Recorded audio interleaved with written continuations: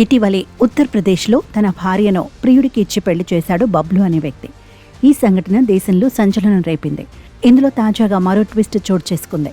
వివాహితను పెళ్లి చేసుకున్న వికాస్ 4 రోజులకే ముఖం చాటేశాడు. భార్యని త్యాగం చేసిన బబ్లుకి బిగ్ ట్విస్ట్ ఇచ్చాడు.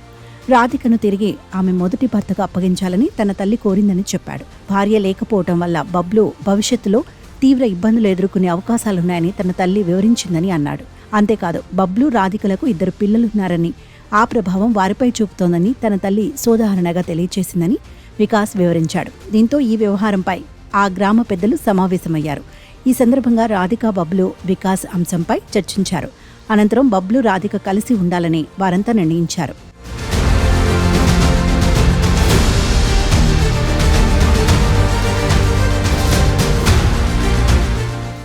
కాగా 2017లో బబ్లుకు గోరఖ్పూర్కు చెందిన రాధికతో వివాహం జరిగింది. వారికి 2 సంతానం. వలస కార్మికుడైన బబ్లు పని కోసం వేరే రాష్ట్రానికి వెళుతుంటాడు. ఆ క్రమంలో అతడి భార్య రాధిక అదే గ్రామానికి చెందిన వికాస్ అనే యువకుడితో వివాహేతర సంబంధం ఏర్పడింది. ఈ విషయం బబ్లుకి తెలిసిందే. దీంతో తన రాష్ట్రంలో ఇటీవలి ప్రియుడితో కలిసి భర్తలను చంపిన ఘటనలు బబ్లు కళ్ల ముందు కదలాడాయి. తన భార్య సైతం తనను అలాగే అంతం చేస్తుందని భయపడ్డాడు. వివాహేతర సంబంధం ఉందంటూ భార్యతో ఘర్షణకు దిగి తన ప్రాణాల మీదకి తెచ్చుకోవడం ఎందుకని బబ్లు భావించాడు. ప్రాణభయంతో భార్యకు ఆమె ప్రియుడిని ఇచ్చి పెళ్లి చేయాలని నిర్ణయించుకున్నాడు. ఈ వివాహానికి వీరిద్దరి చేత అంగీకరింపచేశాడు. గ్రామంలోని స్థానిక శివాలయం వద్ద పెద్దల సమక్షంలో తన భార్య రాధికకు మళ్లీ పెళ్లి చేశాడు. వారి వివాహాన్ని కోర్టులో సైతం బబ్లు నోటిఫై చేశాడు.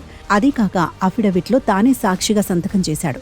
ఇక తన 2 పిల్లల బాధ్యతను కూడా తనే స్వయంగా చూసుకుంటానని, ఈ సందర్భంగా రాధిక మాజీ భర్త బబ్లు తీసుకుంటానని స్పష్టం చేశాడు. కానీ అంతా ప్రశాంతంగా జరిగిపోయింది అనుకున్న బబ్లుకి వికాస్ షాక్ ఇచ్చాడు.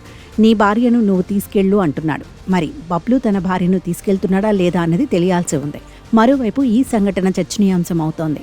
ఆ మహిళ ఇష్టాన్ని చూడటం లేదని పలువురు కామెంట్ చేస్తుంటే, ఇంకొందరు సినిమాలను మించిన ట్విస్టులున్నాయంటూ రాసుకొస్తున్నారు.